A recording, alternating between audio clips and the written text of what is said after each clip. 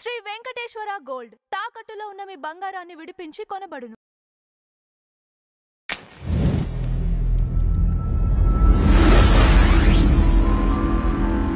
Sir నమస్కారం. శ్రీమాత్రే నమః. సార్ ఎక్కువ మంది జున్ను ఇష్టంగా తినే వాళ్ళు ఉంటారు. అవునండి, అవును. కానీ ఈ మధ్య కాలంలో నేను 2-3 వీడియోల్లో చూశాను, జున్ను తింటే పాపం అనేది ఎంతవరకు వాస్తవం సార్? నిజమేనా? జున్ను తింటే పాపం అంటే దాన్ని కొంచెం లోతుగా విశ్లేషణ చేసుకొని దాన్ని తీసుకురావాలండి. ఎలా అంటే జున్ను ఎలా వస్తుంది మనకి తీసుకుంటే, అప్పుడే పిల్ల పుట్టినటువంటి ఆవుకి వచ్చినటువంటి స్టార్టింగ్ మిల్క్స్ ఏవైతే ఉంటే వాటి వల్ల 3-4 డేస్ ఆఫ్ మిల్క్ ఏదైతే ఉందో దాని ద్వారా మనకి జున్ను తయారవుతుంది. ఇప్పుడే పుట్టినటువంటి బేబీకి ఈ సృష్టిలో పాలు తాగేటువంటి ఏ జీవికైనా కానీ తల్లిపాలే అన్నిటికంటే గొప్పది. మనం అవుట్ సైడ్ నుంచి మనం మనుషులకైనా సరే అవుట్ సైడ్ నుంచి ఇచ్చేది ఏది కూడా మంచిది కాదు. ఇంకోటి మన ఈ మధ్య రీసెర్చ్లో తేలింది ఏమిటి అంటే, స్త్రీలకి తల్లి గనక బిడ్డకు పాలిచ్చినప్పుడు వాళ్ళకి క్యాన్సర్స్ వచ్చేటువంటి ఛాన్సెస్ తగ్గిపోతున్నాయట అని మొన్న రీసెర్చ్లో ఒక దాంట్లో నేను చదివా. అంటే బిడ్డకి మాత్రమే మంచిది కావడం కాకుండా తల్లికి కూడా మంచిది అది.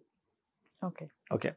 అయితే ఈ జున్ను కోసం మనం ఎప్పుడైతే బిడ్డని సరిగ్గా తాగనివ్వకుండా, ఆ పెయ్యి అంటారు, ఆవు పెయ్యిని సరిగ్గా తాగనివ్వకుండా, ఎప్పుడైతే అక్కడ ఉన్నటువంటి పాలను మొత్తం డబ్బులు వస్తాయి కదా, ధనాపేక్ష కదా, మరి ఇప్పుడు అక్కడ ధనం వస్తుంది కదా, దానికి తాగనివ్వకుండా చేస్తే, గోవు అంటేనే మనకి బ్రహ్మ సృష్టిలో సృష్టించింది కాదు, కామదేవు నుంచి వచ్చినటువంటిది ఇదంతా కూడా.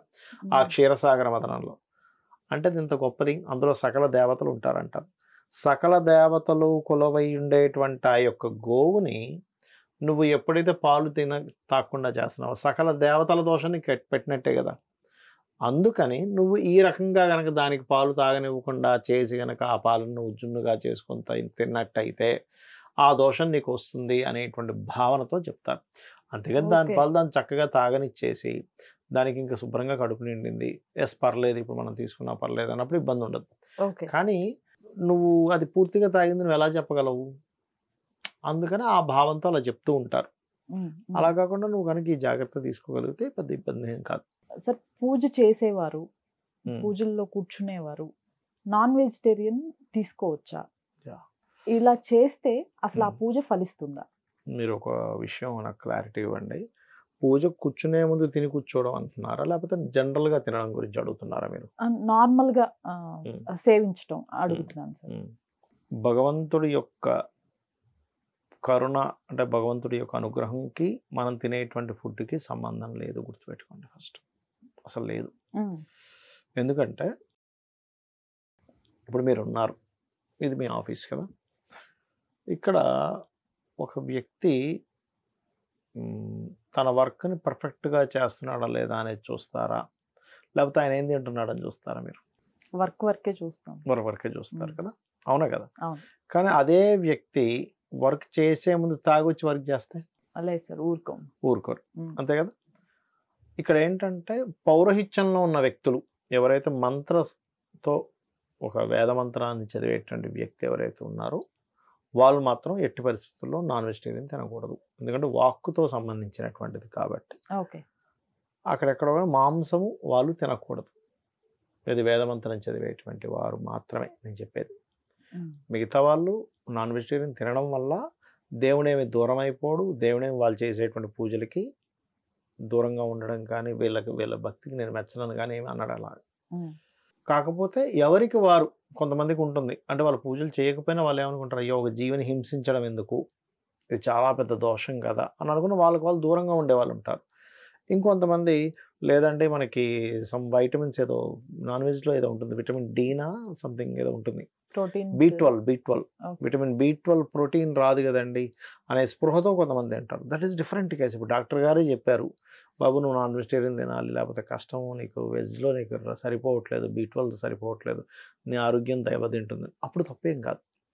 అయితే ఇక్కడ నేను ఇచ్చే క్లారిటీ ఏంటంటే, మీరు పొద్దున్న ఇప్పుడు చాలామంది నేను ఏదైనా జాతకపరంగా చూసినప్పుడు నేను చెప్తుంటాను, మీరు పలానా మంత్రం చేసుకోండి రోజు అని. వారు కనుక ఆ మంత్రాన్ని సార్ నేను పొద్దున్న కాకుండా సాయంత్రం చేయొచ్చు అని అడిగితే ఒకటే చెప్తాను, బాబు మీరు పొద్దునే చేసేసుకోండి మంత్రం. ఎందుకు అంటే సాయంత్రాన్ని మీరు పోస్ట్పోన్ చేశారనుకోండి, సాయంత్రం ఆఫీస్ నుంచి వచ్చి మధ్యాహ్నం ఎక్కడో మీరు ఏ నాన్ వెజిటేరియన్ తిన్నారు ఉదాహరణకి, ఆ రోజు ఏదో ఫంక్షన్ జరిగిందో, ఏదో పార్టీ జరిగిందో, ఆ రోజు సంథింగ్ ఏదో అయింది, అప్పుడు సాయంత్రానికి అయ్యో నాన్ వెజిటేరియన్ తిన్నాను కదా, ఇది మళ్ళీ ఇప్పుడు ఏం చేస్తాను మంత్రం అని బ్రేక్ పడుతుంది, ఆ మంత్రానికి కంటిన్యూటీ దెబ్బతింటుంది, కాబట్టి పొద్దున్నే చేయమని చెప్తారు. అయితే ఈ నాన్ వెజిటేరియన్ తినేటువంటి విషయంలో శాస్త్రంలో మాత్రం ఒకటి ఉంది, ఆదివారం తినకూడదని ఉంది. శ్రీ తైల మధుమాంసాన్ని త్వజతే, స్త్రీతో కలవడము, మాంసము మధువు పూజించకపోవడం, అంటే మధువు తీసుకోవద్దని చెప్పింది, మాంసం తినొద్దని చెప్పింది, తలకి నూనె రాసుకోవద్దని చెప్పింది. ఇవన్నీ కూడా ఏం జరుగుతాయి తీసుకుంటే అంటే ఆయుక్షీణం జరుగుతుందని చెప్తుంది శాస్త్రం. ఆ జీవుడి యొక్క ఆయుష్ తగ్గుతుంది, కాబట్టి తినకూడదు. రోగం వస్తుంది, హెల్త్ ఇష్యూస్ వస్తాయి, ఆయుష్ తగ్గుతుంది, కీర్తి నశిస్తుంది ప్రధానంగా ఇవి చేయడం వల్ల. కాబట్టి ఇవి చేయొద్దు. ఎందుకంటే స్త్రీని కలవడం అనేటువంటి శుక్ర సంబంధించిన కారకత్వం, దానికి రవికి పడదు. నూనె అనేటువంటి శనికి సంబంధించిన కారకత్వం, దానికి రవికి పడదు. మాంసం అనేటువంటిది కూడా శనికి సంబంధించిన, అంటే వధించడం కదా, పడదు. ఎందుకంటే నేను మొన్న తారాపీఠ్ వెళ్ళాను. తారాపీఠ్లో తారాదేవి అంటే ఎవరంటే దశమహావిద్యల్లో ఒక మహావిద్య తారాదేవి. తను పరమశివుడు ఆ హాలాహలం తీసుకున్నప్పుడు తను ఒక రకమైన దీంట్లోకి వెళ్ళిపోతాడు, పడిపోయినట్టుగా. అయితే చిన్న పిల్లడిగా చేసి తన స్తన్యాన్ని ఇచ్చి పాలు పెడుతుంది అమ్మవారు. ఆ అమ్మవారి దగ్గర మీరు చూస్తే మీరు ఆశ్చర్యపోతారు. ఇంత పెద్ద దీంట్లో చేపలు కట్ చేసిన చక్కగా వండిన చేపలు నైవేద్యంగా పెడతారు అమ్మవారికి. ఒక్కొక్క దగ్గర ఒక్కో ప్రాంతంలో ఒక్కో రకమైనటువంటిది ఉంటుంది. నేను చాలా చూసా అలాంటివి, అంటే అక్కడ తారాపీఠ కానీ వేరే వేరే ప్రాంతాల్లో. ఇక్కడ ఏంటంటే మనం అర్థం చేసుకోవాల్సింది భక్తి ప్రధానము, భక్తి భావన నమ్మకము. మనం ఎంత భక్తిగా చేస్తున్నాము, ఎంత భావనగా చేస్తున్నాము, దేవతని ఎంత మర్యాదగా చూసుకుంటున్నాము, దేవత మనం ఎలా ఉన్నాము ఈజ్ మోస్ట్ ఇంపార్టెంట్. అన్నిట్లో ఆ పరమాత్మని చూస్తున్నామా లేదా, అందరిలో అది చూస్తున్నామా లేదా. నువ్వు మట్టికి ఏదో పూజ చేసేసి నేను నాన్ వెజిటేరియన్ తిననండి అని పక్క పోయి ఇంకోటి తలకాయ తింటా ఉంటే నువ్వు నాన్ వెజిటేరియన్ కంటే ఇంకా ఎక్కువ పాపం చేస్తున్నట్టు.